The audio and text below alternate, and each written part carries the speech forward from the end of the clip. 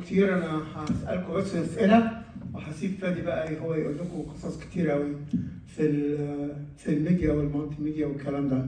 تسمعوا كتير عن حاجه اسمها ميتافيرس؟ تعرفوها؟ لا ما اعرفهاش. تسمعوا كتير طبعا عن شات جي بي تي. هم هبوا علينا كده من 6 شهور بالاي اي وحاجه اسمها الفي ار وحاجه اسمها الاي في. هو ايه دول؟ ما نعرفش. مش مشكلة، مش هطول عليكم، هسيب فادي بقى يكلمكم في القصص دي كلها. Thank you for the introduction. So today's main focus is obviously we live in a world now with a lot of media.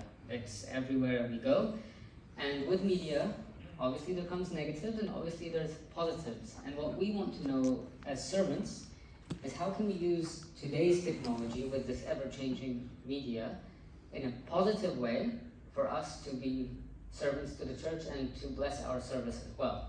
So we need to be able to spot what's good, what's bad, and how can we really use those tools to help us grow in church. So there's 3 sections of today's talk. There's the positive effects of media, the harmful effects of media, and of course the steps on how can we use those positive steps and balance our life with media. So to start, I can summarize most of what I'm going to say in one sentence. And it's media is good, but also harmful. So media is like fire. Fire is good. It can cook food. It can give us warmth. But fire at the same time is dangerous. It can burn. It can damage. And so fire, when used correctly, can be very beneficial. When used incorrectly, can be very harmful. And media is exactly the same. It's just like fire. So we'll start with our first topic, which is what are the positive effects of media.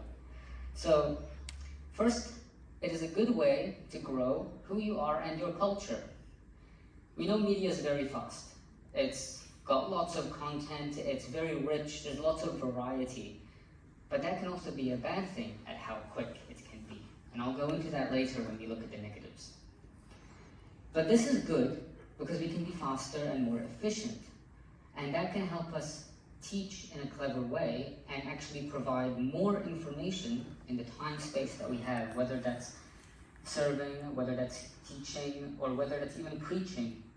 That time space that we have, it helps us actually be fast and efficient. And nowadays people have a very short attention span, so you need to be quick. I'll give you an example, the Queen Elizabeth example. If I asked you right now, when did Queen Elizabeth die? The exact date. Some people might not know right off the bat. I heard someone say the answer. But you can find us the answer. You can ask someone else. You can maybe go to the library, find a book, or maybe you can see, I already hear answers. Google. And that is an example of how fast and efficient we can be. Instead of taking the long way around, asking around, it can be very handy to be fast and efficient. You can ask Alexa. Yeah, you can ask Alexa. Alexa gets it from Google.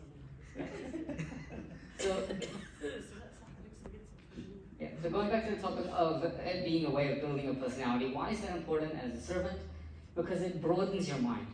If I, let's say, had someone coming in to church from China, right?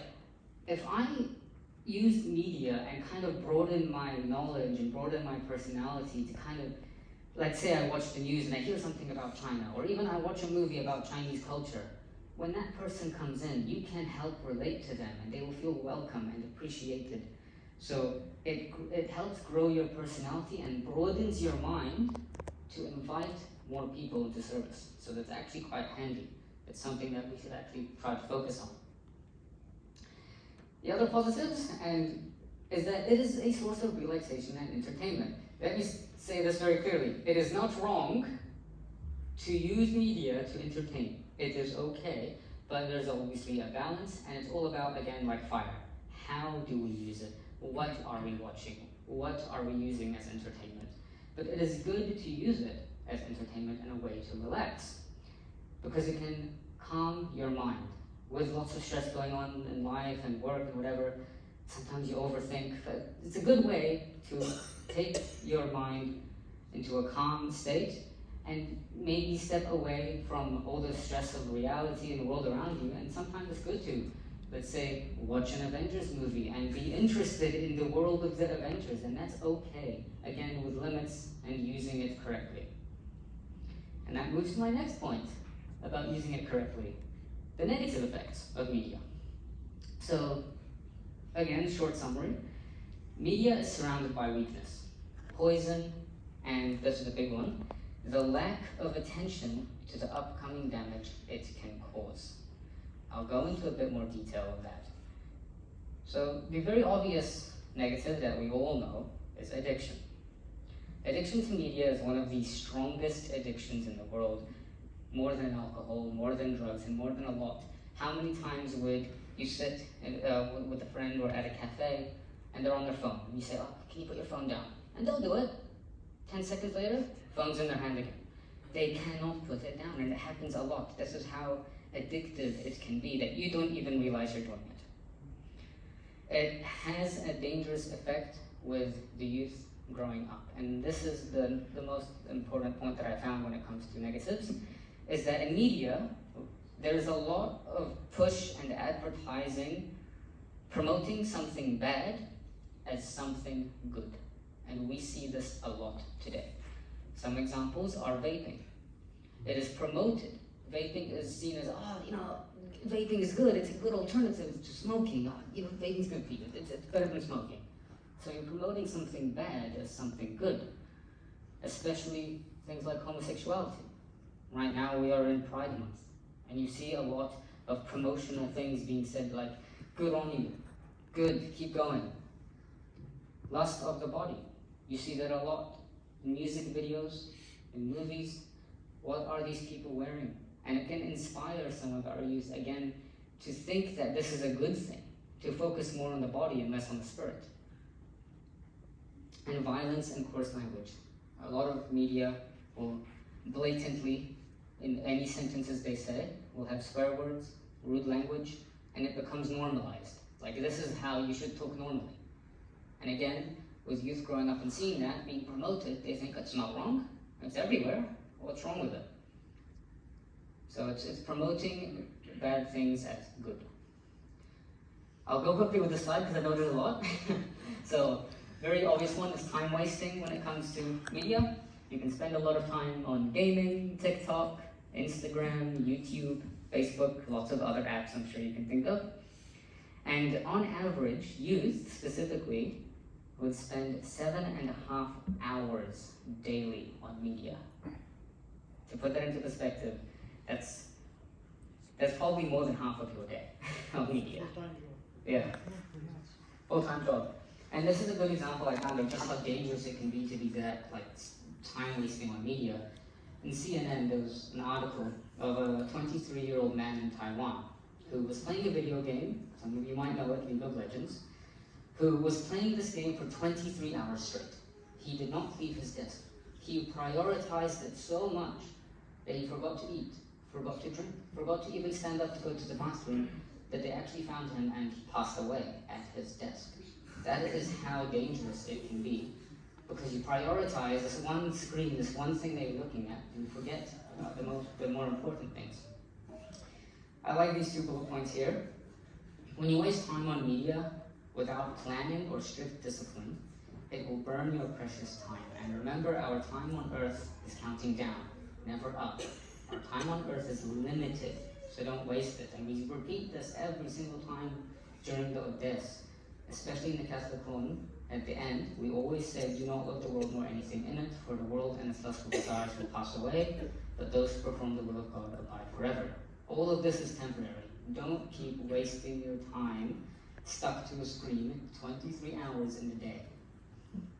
So, the last point, how can we have a positive and balanced life with media?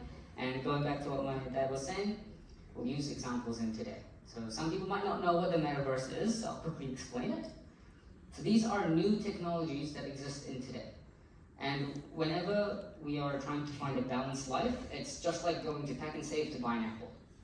Media is this big basket of apples, right? Let's talk about the metaverse, for example. The metaverse, imagine it's this big basket of apples, and you're going to Pack and Save. You go there, you see all these apples, and you pick one. And you look at it, you say, bad, bad, oh, good, bad. And so media is just like that. There's so much good, there's so much bad. And what we need to do is break it down. Look at each individual thing and say, hey, is this good for me? Is this bad for me? So what is the metaverse? Here's an example. The metaverse is a way of having real life interactions through an online world using an avatar. So imagine you're in a virtual world. Imagine we have a 3D model of church. And I have a 3D model of Fady. And Fady would go online into this 3D world and walk into church as a 3D model of Fady. That is what the metaverse is. It's like a 3D universe that's not physical but virtual, where you can simulate life. Microsoft Teams, which I'm sure some people here use at work, has already started doing this. If you use Teams at work, you might notice that you now are able to create an avatar. And you can go into a phone call and you can have a 3D avatar of yourself that will move and animate as you speak. So that is already in place. And Facebook is working on creating a whole universe. So let's do some apple picking. What's good? What's bad? Good. What's good about it? Well, it's easier to speak to people from around the world. I don't need to travel to Egypt to go talk to someone from Egypt. And it can feel a bit more personal than a simple phone call. And maybe the time zones might not match. You're in your pajamas, they're in their pajamas, and maybe you don't want to do a video call, but you still want to feel a bit closer than just a voice call. And so this is the idea of the metaverse, so you can talk to people from around the world easier. You can even visit important figures. Facebook is trying to push this one, where I can go visit for a job interview online in a virtual world. It's also fast and more efficient. Like I said, you don't have to travel all the way to Egypt. And imagine having a Sunday school lesson in a virtual universe where all your students attend as avatars, and you as a teacher could be an avatar and teach your class online. What's bad about this? Again, addiction. If you are so glued to the metaverse that you forget the world around you, your personality is going to change from having an actual real life and going out and having an actual good relationship with people to just this online world. You will disconnect from everyone around you. You'll have a lack of social skills and a lack of fitness and health, as you will stay at your desk all day. It's dangerous because it can also lead to easy access to potentially inappropriate and dangerous areas on the internet and media. If it's that easy to go and log in and go do what you like, sometimes this ease of access can be dangerous. ChatGPT, quick one, I'll go quickly, I know I'm running out of time. So ChatGPT, if you guys haven't heard of it, is an artificial intelligence. What that means is it will look up all around the internet, it will go to all sorts of different websites and gather information in seconds. So that when you ask it something, it knows where to look and it will give you the answer straight away. It can even use those websites to create and come up with its own ideas, using it as an example. So let's say I wanted to I could ask ChatGPT to tell me the story of St. Paul, but I want you to tell me the story of St. Paul in a Shakespearean language, and it will do it. I can even tell ChatGPT to tell me prepare a lesson of St. Moses in the Coptic Orthodox style of Ambashnoda, and it will do it. And it will get you verses from Ambashnoda. So that is what ChatGPT can do. It will search around the internet and help you find these resources. It can help you with tasks and complete emails, essays, and even code. Not from Google, yeah? Not from Google. It searches every website pretty much. It scours the entire internet. Yeah, I think It's we. more advanced than Google. I think that there is something already there. Don't remember, there's a website.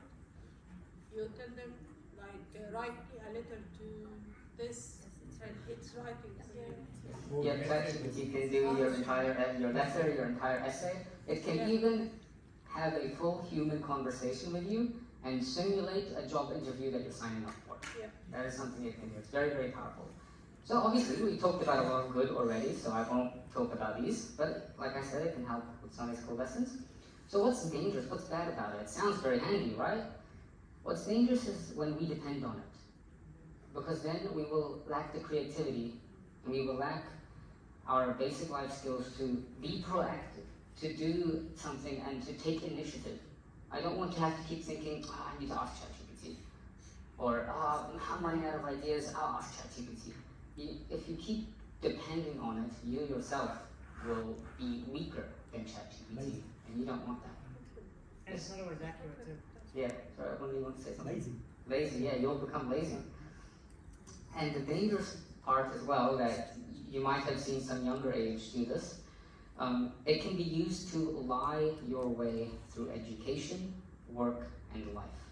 You can, because ChatGPT is very powerful, you can tell it to write me the essay. And yes, sure, you can change a few things here and there, but did you actually go out of your way to do the research? Did you learn anything? You can use ChatGPT to write your whole essay. So, did you cheat? Yes. Did you pass? Yes. And that's a problem. Can you imagine the jobs in the future? The people who have these jobs will lack the necessary skills to actually know what they're doing in these jobs. So, ChatGPT will take their job, yes. No, but So- there is some application, if you do the assignment, there is some in the university or in the school, They don't work. there's some application, yes, they gonna discover you copied No, from. those They don't don't work. work. We've already found solutions. It's still struggling. They don't work. They're not good. They're not accurate. Because Very ChatGPT, bad. They don't My work. understanding, the application is working. No, and no, if no. you They're copy very it- bad. They don't work. so I can explain a bit here. Because something like ChatGPT is ever evolving, it keeps growing and changing. You can't say, oh, I want to detect when this happens. You can't detect when something happens when it's constantly changing, and that's the problem with ChatGPT. It will keep growing, it will keep changing. As the internet changes, ChatGPT will change. So it's very hard to actually track it. Sometimes it will work, yes, and sometimes it won't. It's got a very low success rate though. Yeah, I think they tested it and it was at like sub 20% success rate. it's very hard to detect. It's a good tool to help, without saying it's a bad. Yes, yeah. Yeah, it's to help you, to give you an idea, to give you a draft. Yeah, Exactly. but as you said, don't depend on it But I all the think time. that's what we talked about before as well. All these things are making youth less persistent. When they try something and they fail, they just depend on these things and Yeah, but sometimes don't wanna if- learn. I agree with you, but sometimes if you don't know how to do the stuff, this is helping you how to do it. So it's two ways, and I agree with Fady, we shouldn't be relying on it all the time and being lazy, but it's helpful. Depends on how to use the stuff. Is there a question from Jeremy? Yeah, just a thing. One thing to be careful of, I tried using it, is sometimes it will give you wrong references. Yeah. Like it won't do exactly what the Bible says. You have to be really specific, Coptic Orthodox Church. Yep, so that's another thing. Because ChatGPT is getting sources from everywhere, when using it for something like service, we need to make sure that we are telling it exactly what we need. If I tell it to give me a lesson of St. Mary, it could give me the wrong teachings about St. Mary and lacking her, saying, So you have to verify. or even wrong about St. Mary? Christ. They might even tell you that Christ does not have divinity, because it got it from somewhere else. And so we need to specify, please tell me in the Coptic Orthodox style, use references from Ambashnoda or references from the Cynic Syrian. It will help you to you have to tell it exactly what you want, otherwise you could get wrong information. Yeah, I think that's a very good point, and it's not just because it's got information from the wrong website. It could come up with wrong deductions, and they are very believable, like very credible. They sound very credible, but it's a famous, it's a well documented syndrome for AI, called AI hallucinations. Yeah. They come up with two wrong deductions. Be careful. And so that comes back to the point of, don't depend on it, because if you do, you'll get some wrong information. And when you get something from the internet, you have to verify the sources, the resources. So Yeah. when I search, especially when for example, when I prepare a Sunday lesson and I need some more information from the internet, when I get I have to verify which website. Is it right, wrong? That's very important. It's just like checking those apples at Pack and Save. You check, is it good, is it bad? If it's bad, goes away. So, last slide, and it's just going back to the original topic. We've talked about a few examples and how we can look at each individual aspect. Is it good, is it bad, and what can we focus on? So at the end, what am I trying to say? How can we utilize media in a good way? What's this whole point of this talk? So the steps to getting a positive influence from media is to measure your time and set dates to spend on media. If you know you're going to see a movie on Saturday for 3 hours, do not then finish that movie and come back home and then binge Netflix for another 10 hours. You have just wasted your whole day doing what? Looking at a movie, watching a TV show. So you know ahead of time, I'm gonna go see a movie on Saturday, all right, let's fill it with something else. Let's do something beneficial. So I know I've got 3 hours in front of a screen, and let's go play some sport on Saturday. Let's go to the Ashe on Saturday. You know? It will help you to stop that feeling of being addicted. It can also help, so invest time in building other personality aspects, so whether that's your spiritual life, whether that's something healthy for you, going outside, going for a run, playing some sport. And this is a good question, you do not need to answer this, but just something to think about, is can you watch a 3-hour movie and still say you do not have time for just 10 minutes with God? Why? Because you're too busy watching a movie. Just something to think about. Another good point when it comes to our youth and also leading as a servant is having wise leadership in the family or your class from father and mother to train children to deal with this. So limit access to devices reasonably, do not completely take it away from them, and have a good selection of programs, apps, and videos. And a good example that Hen said today was, should I tell them what you're doing is wrong? The correct answer is, you should tell them in a smart way so that they feel that what they're doing is wrong and not be told that what they're doing is wrong. So if I see a child in my class on their device, I will not go up to him and say, do not use your device in my classroom, that is wrong. That's not the correct way, because when you take something away from someone, they want it even more. So what you should do is say, hey, we're in a classroom right now. Do you think now is the best time to be using your phone? What are you doing on your phone? So that they can really think about what they're doing and feel that they are wrong. Because when they feel it, that's when it will be more effective. That's when they will know to limit. But if you tell them, they're going to want it even more. Wise guidance from your spiritual father of confession, especially practical ways to deal with media, because it's not just our youth, it's us. All of us. We might be stuck to our phones, we might be too busy, addicted to something, and we can go to our spiritual father of confession for help and guidance. And number one source of guidance is always God. If you feel like you can't put something down, ask God for guidance. Ask God, hey Lord, help me to please use my phone less, to care more about other things in life, to go to the church and not waste time on these movies or whatever. Ask for guidance from your spiritual father as well as your heavenly father. And the last one is to diversify your entertainment. Not every way of entertainment is a screen. It's easy to think, I'm bored, I'm gonna go watch something. I'm bored, I'm gonna go play something.